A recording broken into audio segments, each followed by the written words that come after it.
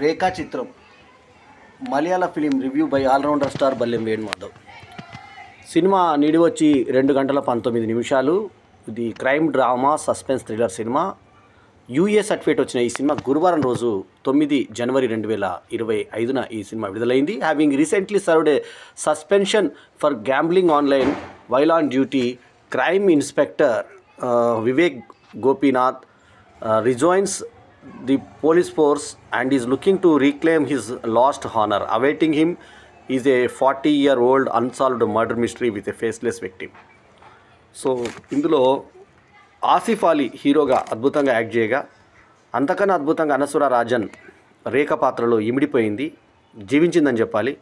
మనోజ్ కే జయన్ ఇంపార్టెంట్గా అంటే అతను యంగ్ ఉన్నప్పుడు వాకాచ్చా అనే పాత్రని ఇంకొక ఆర్టిస్టు చేశాడు. ఆ తర్వాత ఏజ్ వచ్చిన తర్వాత అతను చేశాడు.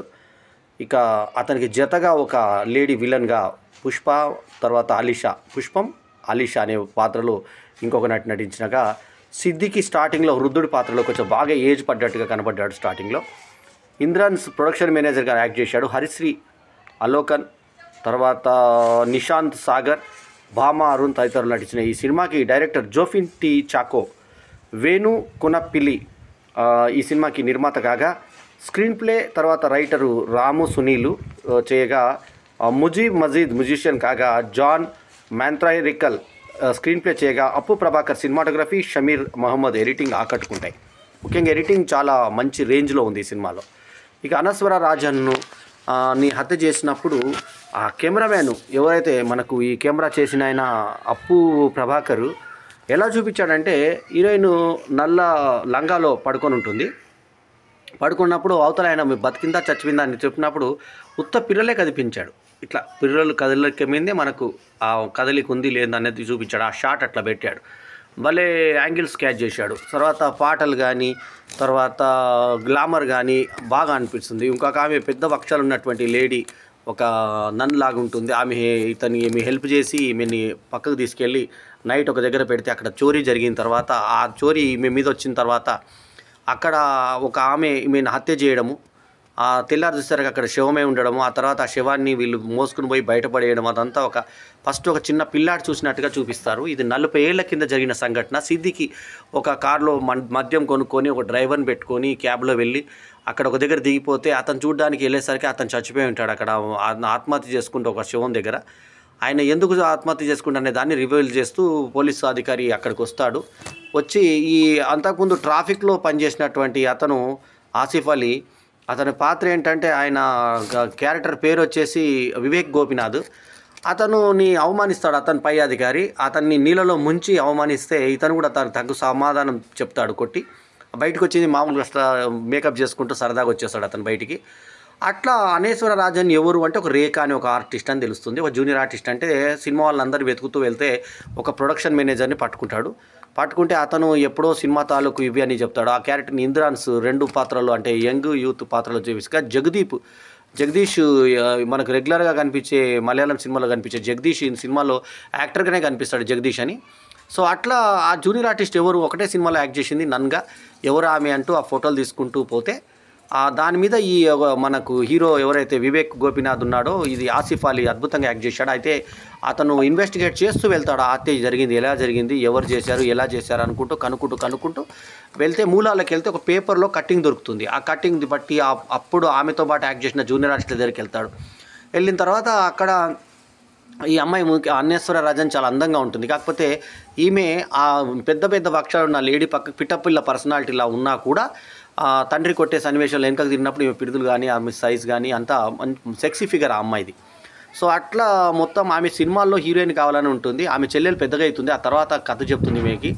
ఈ కథను బ్యాక్ డ్రాప్ తీసుకుంటూ అప్పుడు జరిగింది ఏందనేది ఇతను అన్నీ విచారించుకుంటూ ఒక్కొక్క అంశాన్ని బయటకు తీసుకొస్తూ ఆ కేసు ఇన్వెస్టిగేట్ చేస్తూ వెళ్తాడు. వెళ్ళిన తర్వాత ఎన్నో ఆశ్చర్యకరమైన విషయాలు తెలుస్తాయి. అయితే ఈమె ఆ రోజు షూటింగ్కి వచ్చిన రోజు మమ్ముట్టి షూటింగ్లో ఉంటాడు. ఒక పాత్రికేయుడు అతనితో పోతే యూట్యూబ్ స్టూడియో ఎలా ఉంటుందో చూపించారు. ఒక కెమెరా పెట్టుకొని సెల్ఫ్ మోడ్లో పెట్టుకొని అతను చేయడము, మళ్ళీ పక్కనే ఒక సిస్టమ్ పెట్టుకొని యూట్యూబర్ ఎలా ఉంటాడు, ప్రొఫెషనల్ యూట్యూబర్ ఎలా ఉంటాడో చూపించాడు. సో మంచిగా ఫిక్స్డ్ కెమెరాతోటి ఇట్లా పెట్టేసి దాని ముందు కూర్చొని కుర్చీలో అంతా అతను చెప్పి రివ్యూ లాగా చెప్పి ఆ తర్వాత వచ్చి ఎడిటింగ్కి కంప్యూటర్ వాడడం అనేది చాలా బాగా చూపించారు యూట్యూబర్ని. అతను వచ్చి ఇతను ఇంటర్వ్యూ చేస్తాడు. ఆ తర్వాత పేపర్లో న్యూస్ పడుతుంది ఈమె జూనియర్ ఆర్టిస్ట్ ఇంటర్వ్యూ. అట్లా ఆమె ఎవరు అని అంటే ఫస్ట్ యాక్టరు, ఆ తర్వాత నన్ను నిజమైన నన్ను ఒక ఆమె ఉంటుందంటే ఆ నన్ను దగ్గరికి వెళ్తే ఆమె ఏమంటుందంటే వీళ్ళందరి మధ్య షూటింగ్లో పడుకోవడం ఎందుకు, మమ్ముటి మొదటి కాంబినేషన్ సీన్ అంటే వెనకాల డైలాగ్ ఉందా, నాకు హీరోయిన్గా రావాలని వచ్చానంటే లేదు డైలాగ్ లేదు మమ్ముటితో చేయడం గొప్ప అంటే మమ్ముటి యంగ్ అప్పటి ఫేస్ని గ్రాఫిక్స్లో చూపించారు 2 షాట్లలో. ఆ తర్వాత ఆమె ఆ వర్షం పెద్ద వర్షం వచ్చి ఆ షాట్ డిస్టర్బ్ అయిపోతుంది. ఆ సింగర్స్లలో ఒక సింగర్గా ఈమె ఉంటుంది. పాటలు బాగున్నాయి, 2-3 పాటలు చాలా బాగున్నాయి. 3 పాటలు ఉంటాయి సినిమాలో, చాలా బాగుంటాయి పాటలు కూడా. సో ముఖ్యంగా ఈ అమ్మాయి అందనంతో చిలిపి కళ్ళతోటి మంచి హావభావాలతోటి అనశ్వర రాజన్ను మొత్తం సినిమాని తినేసింది. ఆ తర్వాత ఆసిఫ్ అలీ అమాయకమైన నటనతో అతను పోలీస్గా ఇన్వెస్టిగేషన్ చాలా అద్భుతంగా సీరియస్గా చేస్తాడు. సో జగదీష్ కూడా తన యొక్క అనుభవంతో ఆమె ఎవరు అని చెప్పడానికి హెల్ప్ చేస్తాడు ఇది పోలీస్కి. సో వివేక్ గోపీనాథ్ పాత్రలో ఆసిఫ్ అలీ నటన ముందుగా చెప్పినట్టుగా చాలా ఆకట్టుకునే విధంగా ఆయన ఫిట్నెస్ కూడా సరిపోయింది. ఫస్ట్ స్టార్టింగ్లో ఎక్కడైతే ఈ సిద్దికి చనిపోతాడో అక్కడ వెతుకుతూ ఉంటే అక్కడ శవం తాలూకు ఒక స్కెలిటన్ దొరుకుతుంది. ఆ స్కెలిటన్ దొరికితే ఆ స్కెలిటన్ని పట్టుకొని ఇది ఆడసేల స్కెలిటన్ అని చెప్పి 18 సంవత్సరాల అమ్మాయి అని అంత వెతుకుతూ దాన్ని పరిశోధన చేస్తుంటే దాన్ని కూడా పై అధికారి వచ్చి ఒక డిస్టర్బ్ చేయకపోతే ఎంతో కష్టంగా వివేక్ గోపీనాథన్ ఆ కేసుని మిస్టరీని ఛేదించి పై అధికారుల దగ్గర పర్మిషన్ తీసుకొని నేను దగ్గరకు వచ్చేసానంటూ అన్ని అనుకుంటే ఎవరైతే సాక్ష్యాలుగా ఉన్నారో ఆ ఇద్దరు వ్యక్తుల్ని కొడతాడు, ఫైట్ చేస్తాడు. ఫైట్ చేసిన తర్వాత వాళ్ళని కామ్గా కూర్చొని అన్ని విషయాలు అడిగితే వాళ్ళు చెప్తూ ఉంటారు విషయాలు. చెప్పిన తర్వాత ఎన్నో ఆసక్తికరమైన విషయాలు తెలిస్తాయి. ఆ తర్వాత వాళ్ళిద్దరు కూడా యాదృచ్ఛికంగా హత్య కాబడతారు. ఒక నీళ్ళలో దొరుకుతాడు, ఒక ఆయన ఉరేసుకుంటాడు.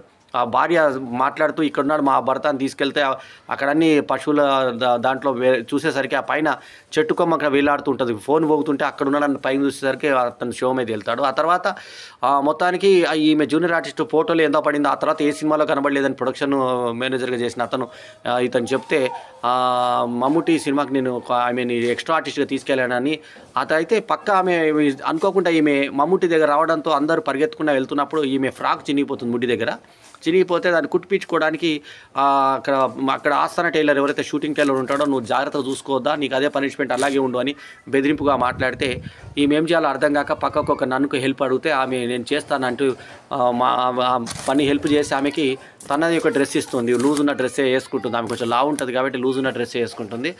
అయితే జూనియర్ ఆర్టిస్టులు డ్రెస్ ఎట్లా మార్చుకుంటారు, చీరల పక్కన ఎలా ఒక చీరలు కట్టి అడ్డం చీరలు కొడితే ఎలా మార్చుకుంటారు అదంతా చూపించారు మనకి. ఆ తర్వాత ఈ అమ్మాయి ఇక్కడ బయట ఎందుకు పండుకుంటావు, మా దగ్గర చర్చిలో పండుకుందురా అని చెప్పి తీసుకెళ్ళి నైట్ పడుకోబెడితే అక్కడ నైట్ అనుకోకుండా దొంగతనం జరిగితే వీళ్ళ మీదే పడితే ఈ అమ్మాయిని అంతకుముందు ఎన్నో రోజుల నుంచి కన్నేసినటువంటి ఒక వ్యక్తి ఈమెకి దొంగతనం చేస్తుంటే ఈమె పడితే ఆమెకి ఇచ్చేసి వాళ్ళిద్దరి మధ్య సెక్స్ సంబంధం లైంగిక సంబంధం ఏర్పడుతుంది ఒక అన్నట్టు అమ్మాయికి అలీష్ ఆమె పేరు. సో ఆమెను తర్వాత పేరు మార్చుకొని పుష్పం అని పేరు మార్చుకుంటుంది. సో అలీషాని తర్వాత ఉంటుంది, ముందు పుష్పం ఆమె పేరు.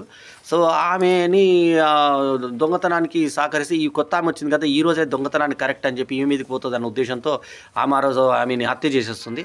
ఆమె హత్య చేసిన రోజు ఆమెను ఇందాకే చెప్పినట్టు పిరుదుల షాట్ కనబడ్డ తర్వాత ఆమెని తీసుకెళ్ళిపోమని వకచాకి చెప్తే ఆ వకచా తీసుకెళ్ళి పాతేస్తుంటే చిన్న పిల్లాడు చూస్తాడు. అది స్టార్టింగ్ మనకి అదే షాట్ చూపిస్తారు, తర్వాత మధ్యలో అదే షాట్ చూపిస్తారు. అది షూటింగ్ అని చెప్పి వీళ్ళు నమ్మిస్తారు. అయితే ఏ పిక్చర్ అయితే చెప్పారో సిల్క్ స్మిత నటించిన ఆ సినిమా చూస్తే అందులో ఆ షాట్ ఉండదు. సో ఏదో జరిగిందని చెప్పి వీళ్ళు అనుకుంటూ ఉంటారు. లాస్ట్ మొత్తానికి ఈ హత్య ఇదంతా ఈయన ఛేదించి వాళ్ళ కుటుంబ సభ్యులకు ఆమెకు సంబంధించిన ఒక చైన్ని ఇచ్చి ఆసిఫ్ అలీ అంటే పాత్ర పేరు వచ్చేసి ఇందాకే చెప్పుకున్నట్టుగా వివేక్ గోపీనాథ్ చెప్తే అప్పుడు లాస్ట్కు రేఖ యొక్క చిత్రం, ఆమె సినిమా ఫీల్డ్ కాబట్టి రేఖా చిత్రం అనే టైటిల్ 100కి 100 సరిపోయింది టైటిల్. సో ఒక అద్భుతమైన సినిమాను చూసిన ఫీలింగ్ నాకైతే కలిగింది. గురువారం రోజు విడుదలైన సినిమా అంటే గురువారం అంటే నిన్న 9 జనవరి 2025న సినీపోలిస్ మల్కాజ్గిరిలో 7:10 షోకి నేను చూడడం జరిగింది. జాఫిన్ టీ చాకో డైరెక్ట్ చేసిన ఈ సినిమా అద్భుతంగా ఉంది. సో ఈ సినిమాకి నేను ఇచ్చినటువంటి rating 4/5 is my review rating. ఈ రివ్యూ కనుక మీకు నచ్చితే లైక్ చేయండి, కమెంట్ చేయండి, షేర్ చేయండి, మా ఛానల్కు తప్పకుండా సబ్స్క్రైబ్ చేయండి. ఎల్లప్పుడూ మీ ఆదరాభిమానాలు ఆశించే మీ ఆల్రౌండర్ స్టార్ బల్లెం వేణుమాధవ్. నమస్తే, జై హింద్.